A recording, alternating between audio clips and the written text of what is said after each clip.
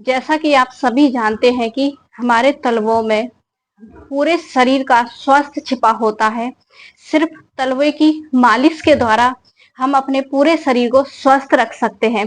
जैसे जैसे उम्र बढ़ती है, बुढ़ापा हमेशा पैरों से ही आता है, तो हम अधिक योगाभ्यास भी नहीं कर पाते हैं ज़्यादा उम्र बढ़ने पर। तो इसीलिए अपने तलवों की मालिश ज़रूर किया करें। तलवों की मालिश आपको कैसे करनी है?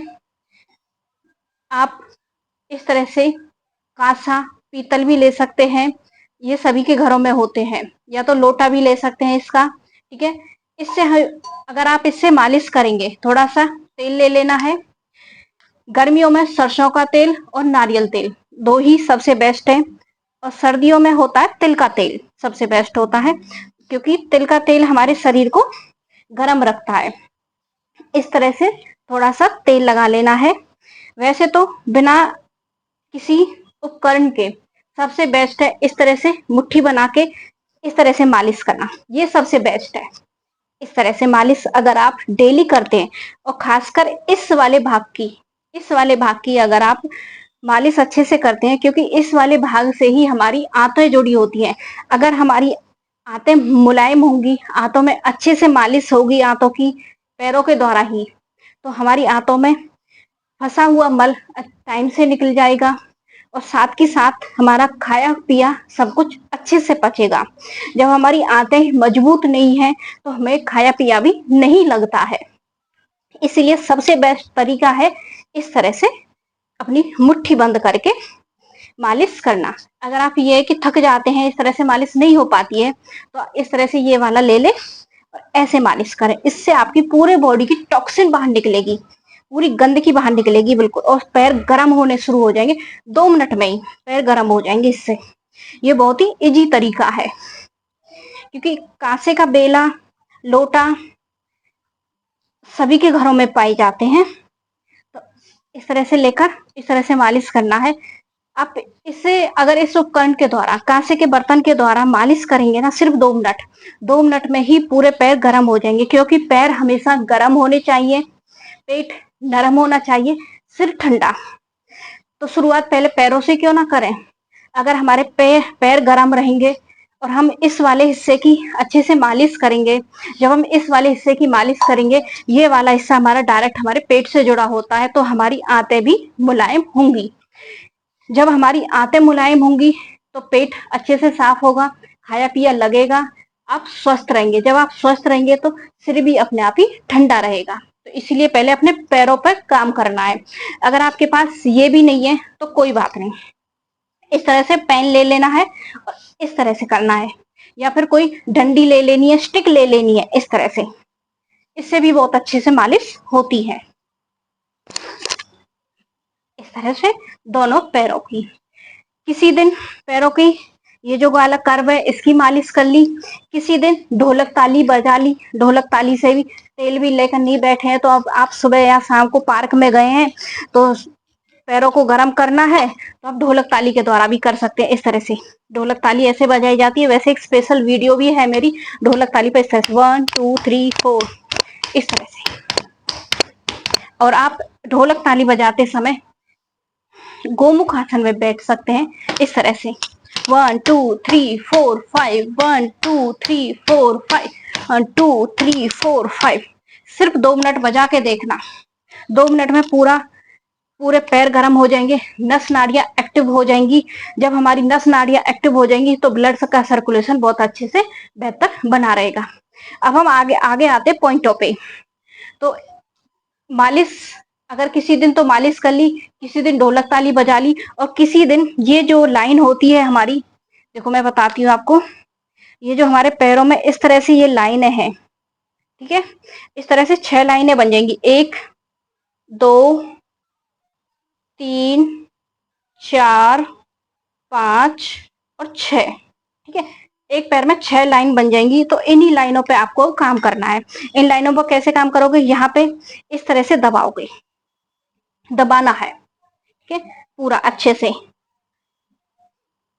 या फिर इस तरह से मालिश करें ऐसे, और महसूस करना कि आपको किसी नस नाड़ी में इस तरह से करते हुए कोई दर्द हो रहा है कि नहीं हो रहा है। अगर इस तरह से मालिश करते हुए दर्द होता है, या फिर पैर के अंगूठों को इस तरह से मालिश करते हैं, पैर के अंगूठे की, तो दर्द होता है, तो समझो कि आपके पेट में बहुत ही भयंकर गैस बनी हुई है। इस तरह से अपने अंगूठे की मालिश करना और देखना कि आपके पेट में कितनी गैस है। ठीक है, इस तरह से इन पॉइंटों को दबाना है इस तरह से। और जो बाकी की लाइनें हैं उन्हें भी इस तरह से यहां से दबाते हुए, यहाँ फिर इस उंगली को, नेक्स्ट उंगली को दबाते हुए, और हमेशा पैरों को नरम बना के रखना है। ये वाला जो एरिया है हमेशा नरम होना चाहिए, और अगर किसी का टाइट है तो उसका पेट भी टाइट रहेगा। इसीलिए ये वाला हिस्सा, पिंडलियों का हिस्सा हमेशा नरम होना चाहिए। अब आगे इस तरह से दोनों पैरों को बारी बारी इस तरह से दबाना है पॉइंटों को। जब आप इस वाले हिस्से के पॉइंट को दबा लें, तब इस वाले हिस्से को पकड़ना है यहाँ से। ठीक है, अब यहाँ से इस तरह से उंगली करेंगे और इस तरह से दबाते हुए चलेंगे।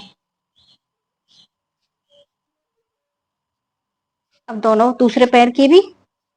इसके साथ साथ अगर आप तेल लगाकर अपनी पिंडलियों में अच्छे से तेल लगाकर उसकी मालिश करते हैं और इस तरह से करते हैं, या फिर इन्हें दबाते हैं, बिना तेल के भी अपनी पिंडलियों को दबाते हैं, तो इससे भी आपका पेट नरम होगा, पेट से जुड़ी हुई समस्याएं दूर होंगी। क्योंकि जब हम बचपन में देखते थे, हमारी मम्मी, चाची, ताई हमारे हमारे अम्मा बाबा के पैर वगैरह दबाती थी। क्यों दबाते थे? ताकि वो स्वस्थ रहें।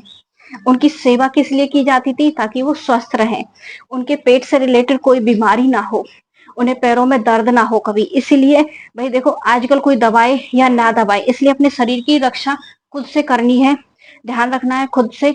इसलिए सोने से पहले ध्यान रख लेना, डेली आपको अपने पैरों को इस तरह से दबाना है या फिर इस तरह से मालिश करना है। क्योंकि हमारे पेट में इस तरह से मालिश करोगे या फिर दबाओगे तो पेट में गैस कभी नहीं बनेगी, पेट से जुड़ी हुई समस्या दूर हो जाएंगी। इसके साथ साथ आप सोने से पहले ढोलक ताली जरूर बजाया करो, जो ये है। और सोने से पहले किसी भी उपकरण के द्वारा या फिर अपनी मुट्ठी के द्वारा इस तरह से अपनी मालिश जरूर किया करो। अगर आप इस तरह से मालिश करोगे 101% आपको बहुत ही राहत मिलेगी। धीरे धीरे, देखो एक दिन में कुछ नहीं होगा, धीरे धीरे करने से होगा, लेकिन एक दिन में आप काफी रिलैक्स फील कर सकते हो, काफी आराम महसूस होगा। लेकिन धीरे धीरे आप लगातार 15-20 दिन लगातार करोगे तो आपको काफी राहत मिलेगी।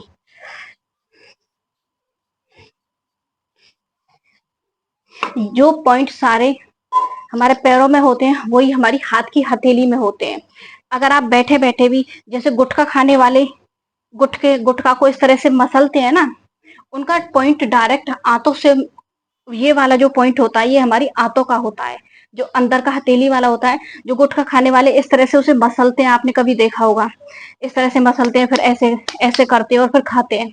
ठीक है, गुटखा खाने वालों की अलग बात है, लेकिन वो जो इस तरह से मसलते हैं ना, उससे उस गुटखा इस तरह से मसलने से उनका ये जो हथेली वाला जो पॉइंट है वो एक्टिव हो जाता है। वो कहते हैं कि हमारे तो गुटखा खाने से सुबह बहुत जल्दी पेट साफ हो जाता है। उनका गुटखा खाने से पेट साफ नहीं होता है, वो जो गुटखा को बनाते समय इस पॉइंट को जाने अनजाने में दबा देते हैं ना, उससे पेट साफ होता है। मैं गुटखा को प्रमोट नहीं कर रही हूँ, बिल्कुल भी गुटखा तो बिल्कुल खाना ही नहीं चाहिए। उन्हें ये बोलना है कि आप जब गुटखा खाने की ज्यादा ही इच्छा जागृत हो तो सौंप ले लेना, उसे हाथ में रख लेना और उसे ऐसे मसल लो और मुंह में डाल लो, आपका पॉइंट भी एक्टिव हो गया और आपकी जो इच्छा थी वो भी खत्म हो जाएगी। इलायची या सौंफ इस तरह से लेकर, इस तरह से अगर आप इस तरह से अपने इस हथेली के वाले भाग की मालिश करते हैं तो ये भी डायरेक्ट हमारी आंतों से कनेक्ट होता है। अगर हमने अपने तलवे पर, पिंडलियों पर और हाथों के इस वाले भाग पर काम कर लिया तो हमारा पेट हमेशा स्वस्थ रहेगा। और अगर हमारा पेट स्वस्थ है तो हमें कोई भी कैसी बीमारी नहीं होगी।